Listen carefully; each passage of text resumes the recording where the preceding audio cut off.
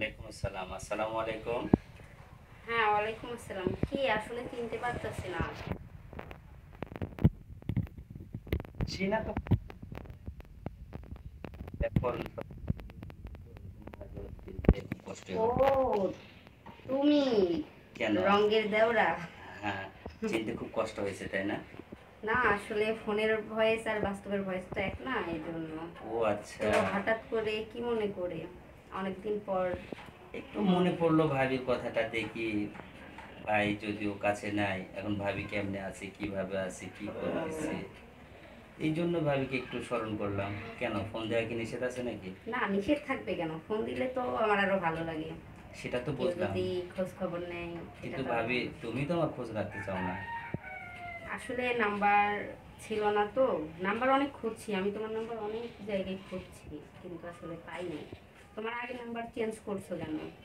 আগের নাম্বারটা ব্লক হয়ে গেছে, ওটা অন্য একজনের ইয়ে দিয়ে নেওয়া, তো এই জন্য ব্লক হয়ে গেছে। আর তাছাড়া এটা নতুন গতকাল কিনছি। এখন কি অবস্থা বলো? এই যে, তো তোমার দিনকাল কেমন যাচ্ছে?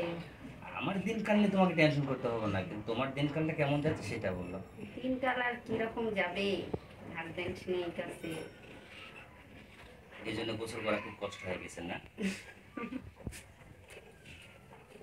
ভাবি? হাসিটা তো খুব সুন্দর দিলা তুমি একবার, সেই একটা হাসি। লজ্জা করে এইসব। কেন লজ্জা কিসের? আসলে স্বামী যখন থাকবে তখন তো লজ্জার আর কিছু নাই, তাই না? এখন লজ্জা কি বলবো, দেবরের সাথে তো ভাবির একটু ফাজলামো থাকতেই পারে, তাতে লজ্জার হুম, কি আছে? এই যে হাসির কথা বললা, যে হাসি সুন্দর, এইটার কারণে লজ্জা পাইছি, তাই? ও তার মানে, মনে করছো যে ভাই যখন থাকে তখন মনে গোসল করো না তুমি?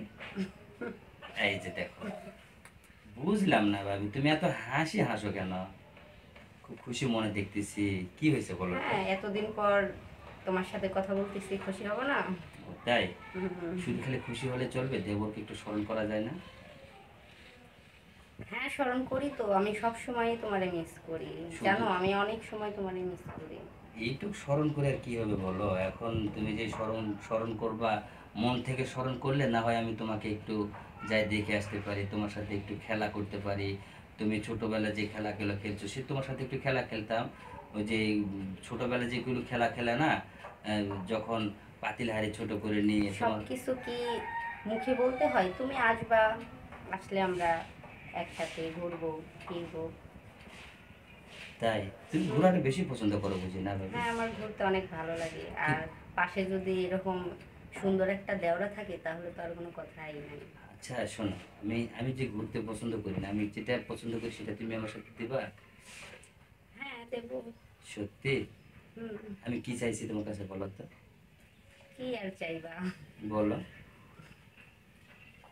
বুঝতে পারছি। তুমি তো আমার কথা তুমি বুঝতে পারো না, যদি বুঝতে পারতে তাহলে তো হুট করে তো তুমি রাজি হইতা না। আসলে আমি যেটা চাইছি সেটা তুমি দিবা আমাকে, সেটা বলো। কি বলো? তুমি দিবা কিনা আগে সেটা বলো। আগে আগে বলো তুমি প্রমিস দেখি। করো। প্রমিস করবো, আগে বলো না, দেখি কি আমি বললে তো চাও। তুমি আর প্রমিস করবে না, এখন তুমি বলো যে তুমি আমাকে কথা দাও, তুমি আমার কথা রাখবা কিনা সেটা বলো। ওকে, প্রমিস। কথা দিলা? হুম। সত্যি তো? অবশ্যই। আর আমি কিন্তু এটা সব সময়, আমি কিন্তু সব মনে করে রাখলাম কিন্তু। আচ্ছা ভাবি, তোমার কাছে হ্যাঁ, যেটা বলো। চাইলাম, যেটা চাইবো সেটা বলি আগে, হ্যাঁ? হুম, বলো। দেবরের কাছে, দেবরেরা ভাবির কাছে কি একটা দাবি নিয়ে থাকে সেটা জানো তো? কি দাবি? জানো না না?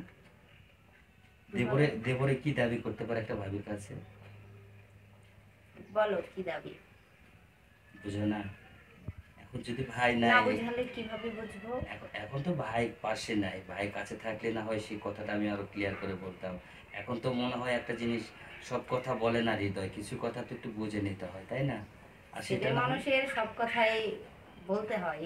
ও মেয়ে মানুষ হইলে এটা স্বাভাবিক ছিল, যে একটা প্রবাদ আছে না, যে মেয়েদের মুখ ফোটে, বুক ফাটে তো মুখ ফোটে না। তো ছেলেদের ক্ষেত্রে তো এমন না, ছেলেরা যা বলবে ডাইরেক্টলি বলতে হবে।